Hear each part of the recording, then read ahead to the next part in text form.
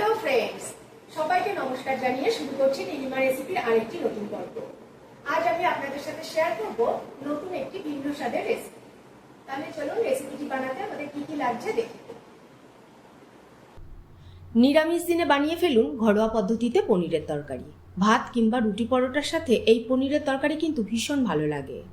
তাহলে চলুন নিরামিষ এই পনিরের তরকারি আমি কিভাবে বানাই আজ আপনাদের সাথে শেয়ার করব। এই রকম ভিন্ন ধরনের রেসিপিগুলো খুব সহজেই বাড়িতে বসে শিখে নিতে সাবস্ক্রাইব করে নিন নীলিমাস রেসিপিস চ্যানেলটিকে। আর আমার সমস্ত রান্নার আপডেট সবার আগে পাওয়ার জন্য বেল আইকনটা প্রেস করতে ভুলবেন না। চলুন তাহলে কি কি উপকরণ নিয়েছি পনিরের তরকারি বানাতে দেখে নিই। এখানে আমি 400 গ্রাম পনির নিয়েছি টুকরো টুকরো করে। আলুগুলোকেও পনিরের মতো সাইজেই টুকরো টুকরো করে কেটে নিয়েছি। হাফ কাপ টক দই নিয়েছি।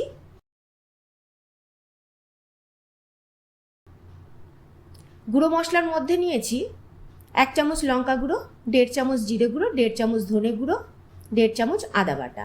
ফোড়নের জন্য 3টে তেজপাতা, 2টো শুকনো লঙ্কা, 4টে এলাচ, 2টো দারচিনি স্টিক, 1/4 টিস্পুন গোটা জিরে। এখানে মিক্সির জারে 2টো টমেটোকে আমি পেস্ট করে রেখেছি। নুন হলুদ ভাই বোন তো আছেই। আর 1 চামচ চিনি নিয়েছি। নিরামিষ তরকারিতে চিনি না দিলে একদমই ভালো লাগবে না। আর 1 চামচ ঘি লাগবে। আর সেই সাথে 1 চামচ কাশ্মীরি লঙ্কা গুঁড়ো নিয়ে নিয়েছি। এই দিয়েই করে ফেলবো আমার স্টাইলে নিরামিষ পনিরের তরকারি। প্রথমে আমি টক দইয়ের মধ্যে হলুদটা দেব, লঙ্কা গুঁড়ো দেব, জিরে গুঁড়ো, ধনে গুঁড়ো ও আদা বাটা দেব। তারপরে ভালো করে ফেটিয়ে নেব। এইভাবে গুঁড়ো মশলাগুলো যদি জলে কিংবা দই দিলে দইয়ের সাথে মিক্স করে 10 মিনিট রেখে তারপরে মশলা কষানো হয়, তাহলে তরকারির টেস্ট কিন্তু খুব ভালো হয়। মশলা প্রপারভাবে নিজের স্বাদ গন্ধ ছাড়তে পারে। এবার ফেটানো হয়ে গেলে 10 মিনিট রেস্টে রেখে দেব।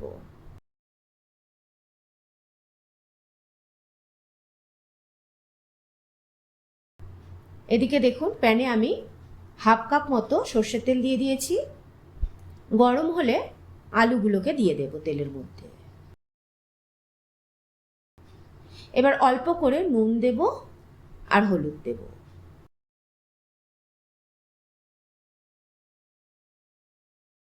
ভালো করে নেড়ে চেড়ে মিশিয়ে নেব। তারপরে ঢাকা দিয়ে দিয়ে আলুগুলোকে ভেজে নেব। আলু যেন এখানে 70% কুক হয়ে যায়। দেখুন আলুগুলো আমাদের খুব ভালো করে ভাজা হয়ে গেছে। তুলে নেব। এবার বাকি যে তেলটা রয়েছে সেখানেই আমি 1 চামচ ঘি অ্যাড করব। তারপরে এর মধ্যে জিরে, তেজপাতা, শুকনো লঙ্কা, এলাচ, দারচিনি ফোড়ন দেব। 1 মিনিট মতো একটু ভেজে নেব। ফোড়ন থেকে সুগন্ধ বের হতে থাকলে দইয়ের মিশ্রণটা দেব।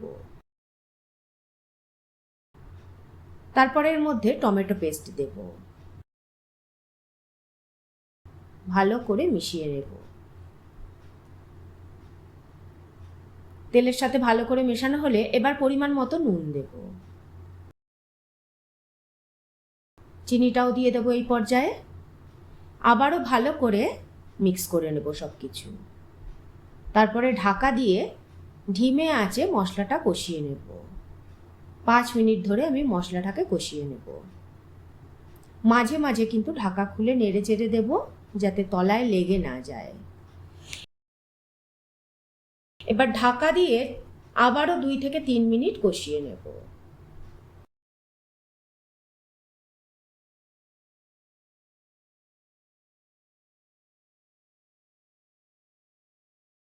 তিন মিনিট পর ঢাকা খুলে কাশ্মীরি লঙ্কার গুঁড়ো দেব কালারের জন্য। আপনারা তো জানেনই কাশ্মীরি লঙ্কার গুঁড়োতে ঝাল হয় না। ভালো করে একটু মিক্স করে নেব। এবার এর মধ্যে মশলার বাটি ধোয়া জলটা দিয়ে দেব। এবার এই জলের সাথে মশলাটাকে 2 থেকে 3 মিনিট আবারও ঢাকা দিয়ে কষিয়ে নেব ভালো করে। এইভাবে মশলা যদি 2-3 বার করে সামান্য একটু একটু করে জল দিয়ে দিয়ে কষানো হয়, তাহলে তরকারির টেস্ট খুব ভালো হয়। 3 মিনিট পরে ঢাকা খুলে দেখাচ্ছি। দেখুন মশলা থেকে ভালো করে তেল ছাড়তে শুরু করেছে। এবার এর মধ্যে ভাজা আলু দিয়ে দেব।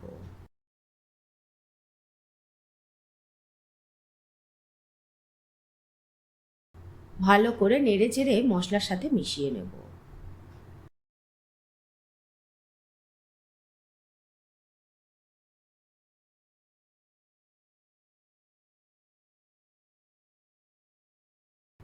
আবারও ঢাকা দিয়ে আলুর সাথে মশলা 2 থেকে 3 মিনিট একটু কষিয়ে নেব।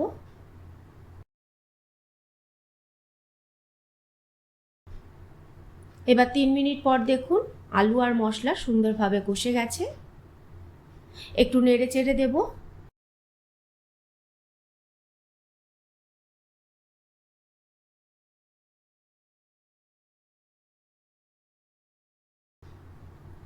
এবার এর মধ্যে পরিমাণ মতো গরম জল দিয়ে দেব।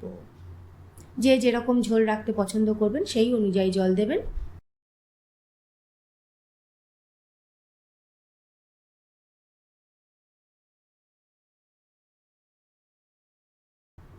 এবারে 5 মিনিট ঢাকা দিয়ে ফুটিয়ে নেব। 5 মিনিট পরে ঢাকা খুলে 2টো আলু তুলে স্ম্যাশ করে আবার প্যানের মধ্যে দিয়ে দেব যাতে ঝোলটা ঘন হয়।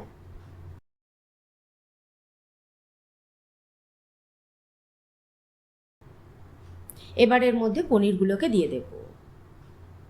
আপনারা নিশ্চয়ই খেয়াল করেছেন পনির কিন্তু আমি না ভেজেই রান্না করলাম, তাতে পনিরগুলো সফট থাকে আর ভেতরটা খুব সুন্দর জুসি থাকে।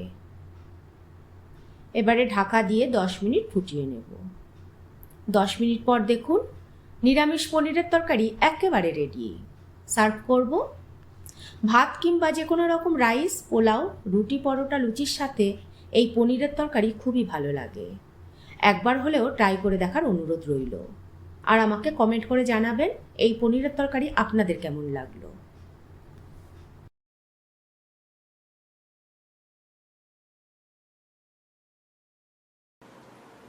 কেমন লাগলো আমার আজকের রেসিপিটি কমেন্ট করে জানাবেন।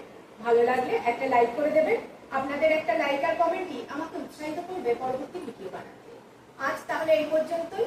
আবারও হাজির হয়ে যাব নতুন কোনো রেসিপি নিয়ে, নতুন কোনো পর্বে। ভালো থাকবেন, সুস্থ থাকবেন সবাই। লাইক, কমেন্ট আর শেয়ার করতে অবশ্যই ভুলবেন না।